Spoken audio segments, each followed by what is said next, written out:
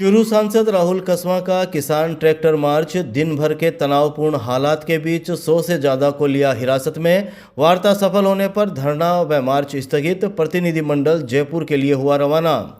चूरू से जयपुर तक प्रस्तावित सांसद राहुल कसवां का किसान ट्रैक्टर मार्च सुबह से ही प्रशासन की कड़ी निगरानी के बीच शुरू हुआ। किसानों की लंबित समस्याओं और खरीफ 2021 के करीब 500 करोड़ रुपए के फसल बीमा क्लेम सहित विभिन्न मांगों को लेकर यह बड़ा आंदोलन आयोजित किया गया था।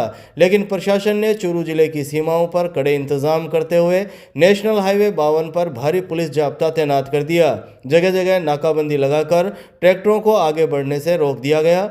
रतनपुरा, गाजसर, झनकार होटल सहित कई स्थानों पर भारी संख्या में किसान और कांग्रेस कार्यकर्ता जमा हो गए। स्थिति तनावपूर्ण होने पर पुलिस ने सख्त कार्रवाई की और 100 से अधिक कांग्रेस पदाधिकारियों, कार्यकर्ताओं और किसानों को हिरासत में ले लिया गया। कई जगहों पर पुलिस और किसानों के बीच नोकझोंक भी हुई। कांग्रेस प्रदेश उपाध्यक्ष रफीक मंडेलिया ने पुलिस पर लाठीचार्ज करने का आरोप भी लगाया। झनकार होटल और सनवे होटल क्षेत्र में भी बड़ी संख्या में पुलिस बल तैनात रहा। सांसद कसवां सुबह राजगढ़ से रैली के साथ चूरू में प्रवेश करने वाले थे, लेकिन कड़ी निगरानी और सीमाएं सील होने के कारण रैली को राजगढ़ से 16 किलोमीटर चूरू की तरफ रतनपुरा गांव के पास रोक दिया गया। दिन भर चले तनावपूर्ण माहौल के बीच दोपहर को जिला कलेक्टर अभिषेक सुराणा और प्रशासनिक अधिकारियों ने सांसद राहुल कसवां व प्रतिनिधियों से रतनपुरा धरना स्थल पर वार्ता की। बाद में यह सहमति बनी कि किसानों की सभी मुख्य मांगों 50 करोड़ रुपए के बीमा क्लेम, डीएपी यूरिया की किल्लत खत्म करने, समर्थन मूल्य पर खरीद सुनिश्चित करने, बीमा पोर्टल त्रुटियों के समाधान, कृषि कनेक्शन आदि जारी करने की जयपुर में उच्च स्तरीय बैठक होगी। इसके बाद किसान समिति और सांसद कसवां ने महत्वपूर्ण निर्णय लेते हुए धरना और प्रस्तावित ट्रैक्टर मार्च स्थगित करने की घोषणा की। अब 30 सदस्यीय प्रतिनिधिमंडल जयपुर रवाना हुआ है, जिसमें तारानगर विधायक नरेंद्र बुडानिया, रतनगढ़ विधायक पूसाराम गोदारा, सुजानगढ़ विधायक मनोज मेघवाल, पूर्व विधायक कृष्णा पूनिया, नोहर विधायक अमित चाचाण, कांग्रेस प्रदेश उपाध्यक्ष रफीक मंडेलिया, बलवान पूनिया सहित प्रमुख लीडर शामिल होंगे। ये प्रतिनिधिमंडल मुख्यमंत्री, कृषि अधिकारियों, बीमा कंपनियों और संबंधित मंत्रियों से मुलाकात करेगा। किसानों की समस्याओं पर अब अंतिम निर्णय जयपुर में होने वाली उच्च स्तरीय वार्ता के बाद सामने आएगा। से वार्तालाप करने की डे 1 से थी। हमने ये सोची हमने कि सरकार को 15 दिन 10 दिन पहले भी दे दी थी बात ये, और हमारी तब भी बात ये थी कि हम जयपुर जाएंगे और जयपुर जाके हम सरकार से वार्तालाप करेंगे। और इसी बात को लेकर जद्दोजहद थी और सरकार की घबराहट थी जो हमारे को किसानों को हर अलग अलग रोड पे रोक दिया गया।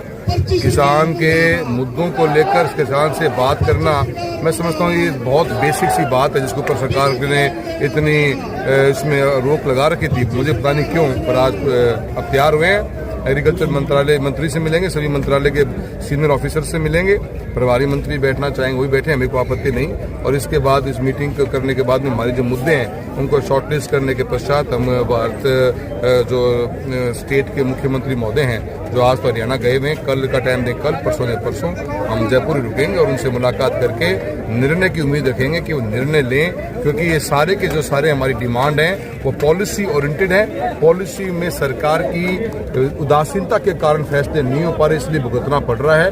व्यवस्थाएं सारी हैं, खाली फैसला है ना वो मुख्यमंत्री को ही ले पाएंगे। तो उनके साथ बैठ के हम उम्मीद करते हैं किसानों की जो हमारी डिमांड है 2021 का हमारा क्लेम, पोर्टल के ऊपर एमएसपी की पोर्टल दोबारा खोली जाए, डीएपी यूरिया के हमारे इश्यूज हैं, चूरू के अंदर जल जीवन मिशन के पैसे की आपूर्ति करी जाए, आरडीएसएस में जो हमारे फीडर सेपरेशन के काम थे जो पेंडिंग पड़े हुए हैं, आरडीएसएस में डानी को कनेक्शन को ऑर्डर निकला हुआ फरवरी के अंदर 8 महीने हो गए। ऐसे हमारे अनेक जो डिमांड्स हैं, नोहर फीडर की 127 करोड़ रुपए की डीपीआर बननी है, जिसको घोषणा करे हुए 2 साल से ऊपर हो गया, फिर डीपीआर नहीं बन पा रही। अनेक ऐसे मुद्दों को लेकर हमें लगता है कि हमने कोई भी वित्तीय डिमांड नहीं मांगी जहाँ पे सरकार को जोर आए। वित्तीय डिमांड सिर्फ हमारी एक ही है, चूरू शहर का आरओबी फ्लाईओवर एलिवेटेड रोड आपकी घोषणा करी हुई है, उसके बाद भी विभाग ने काम चालू कर दिया। बेवकूफ बनाने की बात नहीं, आप अपनी जुबान दी बदल नहीं सकते, उसी को डीपीआर बना के काम चालू किया। वहां हमारे को खाली वित्तीय सहायता चाहिए जो आप ही की घोषणा है, हमारी भी डिमांड नहीं है, आप ही की घोषणा है, उसी की हमारी डिमांड है, बाकी हमारी कोई वित्तीय डिमांड नहीं है। आपके नीतियों के कारण किसान दुखी है, परेशान है, लाठियां खा रहे हैं, उसको ठीक कराने के लिए मीटिंग करने जा रहे हैं। और हमें उम्मीद है मुख्यमंत्री महोदय की उदासीनता किसान के प्रति खत्म होगी और आज एक ट्रेलर हमने दिखा दिया। देखो, हमारे सांसद राहुल जी कसवा के नेतृत्व में हमने ये ट्रैक्टर रैली का आज जयपुर जाने का प्रोग्राम रखा था और उसमें प्रशासन ने बड़ी ही बदतमीजी के साथ हमारे किसान भाइयों को, ट्रैक्टरों को रोका, कार्यकर्ताओं को अरेस्ट किया और कार्यकर्ताओं पे लाठी बरसाई। ये बहुत ही दुर्भाग्यपूर्ण बात है। सरकार डर गई है। हमारे सांसद ने किसान की हक की लड़ाई के लिए ये रोड पे उतरने का काम किया और उस रोड पे उतरने के कारण सरकार इतनी हिली है कि रात से बेचैन है। हमारे कार्यकर्ता जो शांति से ट्रैक्टर लेके आ रहे थे और उनको जगह जगह पे रोक दिया गया और उनके साथ बड़ी दुर्भाग्यपूर्ण बातें हुई, लाठीचार्ज हुआ, लोगों को अरेस्ट किया। ये बहुत गलत बात है। किसान अपने हक की लड़ाई के लिए सरकार के पास, सरकार को जगाने के लिए जा रहा था और सरकार को जगाने के लिए इसलिए ज़रूरी है कि जब तक सरकार को जगाएंगे नहीं, सरकार की आंख नहीं खुल रही है। ये भ्रष्टाचारी सरकार, इसकी आंख खोलनी बहुत ज़रूरी थी, लेकिन प्रशासन ने बहुत ही गलत काम किया है कि हमको बीच में रोका गया है और हमारे सांसद को यहाँ रोक के उनसे कहा है कि हम आपसे वार्ता करेंगे। वार्ता तो क्या करेंगे, हमने पहले भी उनको बहुत बार ज्ञापन दे चुके हैं, लेकिन आज हमने ये सोच लिया है हमारे सांसद के साथ चाहे कितने भी दिन लगे, जब तक ये वार्ता पूरी नहीं होगी, सरकार से बात नहीं कराएंगे, तब तक ये धरना प्रदर्शन चालू रहेगा। ये बहुत बड़ा छोटा हमने प्रोग्राम रखा था, लेकिन अगली बार होगा तो इससे भी 100 गुना ज्यादा होगा। सरकार की आंख खुला के रहेंगे, किसान के हक के लिए लड़ाई लड़ते रहेंगे और किसान हमारे साथ है और किसान झुकेगा नहीं और डरेगा नहीं। देखिए, बड़ा दुर्भाग्यपूर्ण है ये कि किसानों की आवाज़ को दबाने की कोशिश कर रहे हैं, उनकी बात को कुचलने की कोशिश कर रहे हैं। ये प्रजातंत्र का तरीका नहीं है। हमने बहुत शांतिपूर्वक ढंग से राजगढ़ से हमने प्रारंभ की और सभी तहसील के लोग चूरू में इकट्ठा होने वाले थे और वहाँ से हम जयपुर बहुत शांति से कूच कर रहे थे और हमने प्रशासन को भी भरोसा दिलाया कि हमारी तरफ से कहीं भी कोई गड़बड़ नहीं होगी। हम शांति के साथ में किसान की आवाज़ को सरकार तक पहुंचाने जा रहे हैं। लेकिन अचानक इन्होंने पूरे जिले के अंदर सभी बॉर्डरों के ऊपर जो है सील कर दिया, हमारे ट्रैक्टर रोक दिए, हमारे कार्यकर्ताओं को थानों में बैठा लिया और यहाँ हमको रतनपुरा के अंदर ये ट्रैक्टर रैली को यहाँ रोकने का काम किया है। हमने प्रशासन को कहा है कि हमारी इस जो वाजिब मांग है किसान की, जो बीमा का क्लेम नहीं दे रहे हो आप, फसल नहीं खरीद रहे हो आप, किसान की उपज का सही मूल्य नहीं दे रहे हो, यूरिया नहीं दे रहे हो, आज हालात ये है कि पीने का पानी नहीं है, ऐसे हालातों से गुजर रहा है हमारा राजस्थान और हमारा चूरू जिला। इस मांग को लेकर के हम लोग जो है निर्णायक लड़ाई नहीं जा रहे हैं। हमने अभी रोका है तो हमने बड़े शांति से कहा है कि आप यदि हमारी बात, जो बात हम जयपुर में जाके कहने वाले हैं, वो यदि बात आप हमसे आगे करें कि मुख्यमंत्री जी आपसे बात करेंगे आपके डेलीगेशन से, तो हम आराम से जाकर के मुख्यमंत्री से बात करेंगे। आज यहाँ पे 4 एमएलए उपस्थित हैं, 1 एमपी उपस्थित है लोकसभा का। हम किससे वार्ता करें? क्या हम यहाँ के एडीएम से वार्ता करें?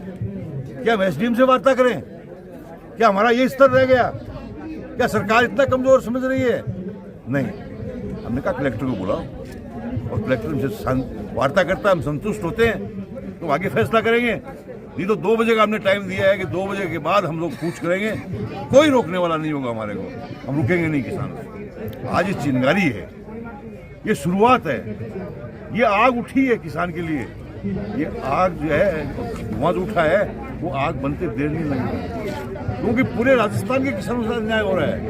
वो अकेला नहीं हो रहा है इस चूरू जिले के अंदर। हमारा 500 करोड़ का बीमा था, 500 करोड़ का बीमा जो है वो एकदम से डकार गए। हमने संघर्ष किया पूरा, पिछली सरकार थी कांग्रेस की, उसके अंदर जो है बीमा खारिज किया।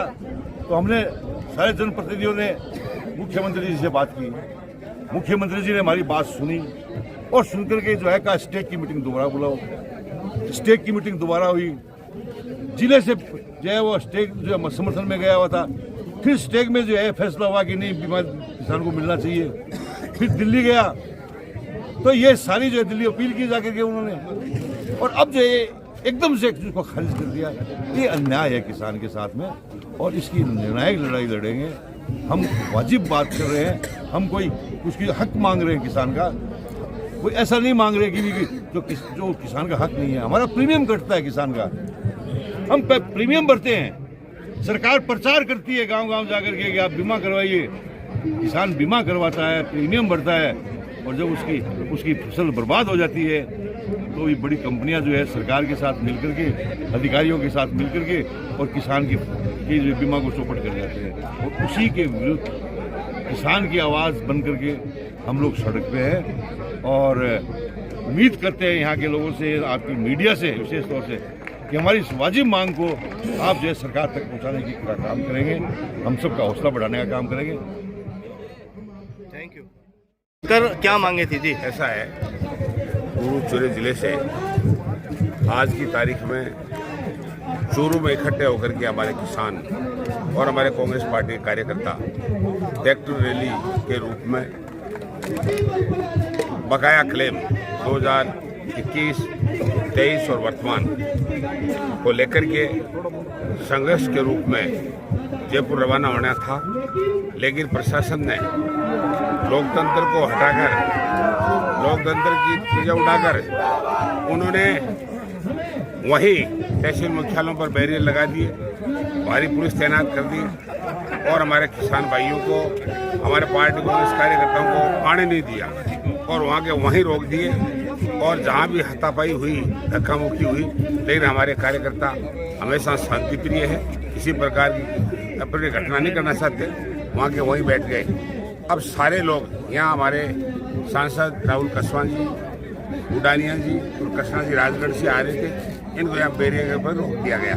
हम सब लोग यहाँ इकट्ठे होकर के मौजूदगी में आ गए। ये बहुत गलत है कि कोई भी आंदोलन, आज ट्रैक्टर रैली क्या बिगाड़ रही थी सरकार की? मुख्यमंत्री से बात करनी थी, हम सारे विधायक और एमपी उनको क्लेम के लिए जो भी गड़बड़ हुई है उसके लिए हम ज्ञापन देने वाले थे, उनको रोकने से क्या फायदा है? ये ट्रैफिक के नाम पर सत्ता का दुरुपयोग है, ये लोकतंत्र की हत्या है और हमेशा संविधान में ये पूरा अधिकार है, कोई भी व्यक्ति अपनी ताकत सड़क पर आंदोलन के रूप में सरकारी बंगलों के सामने, सरकारी इमारतों के सामने शांतिपूर्ण ढंग से कर सकता है। हमारे किसान और हमारी कांग्रेस पार्टी के कार्यकर्ता शांतिपूर्ण ढंग से ट्रैक्टर लेकर, गाड़ियां लेकर जयपुर कूच कर रहे थे, उन्हें रोकने की क्या जरूरत थी? अगर इस प्रकार का व्यवहार हुआ तो फिर लोकतंत्र क्या है, संविधान क्या है? ये कह रहे हैं कि हम संविधान की रक्षा कर रहे हैं, संविधान को खत्म कर रहे हो। किसान खत्म हो जाएगा तो ये दुनिया में बचेगा क्या? ये सरकारें भी खत्म हो जाएगी।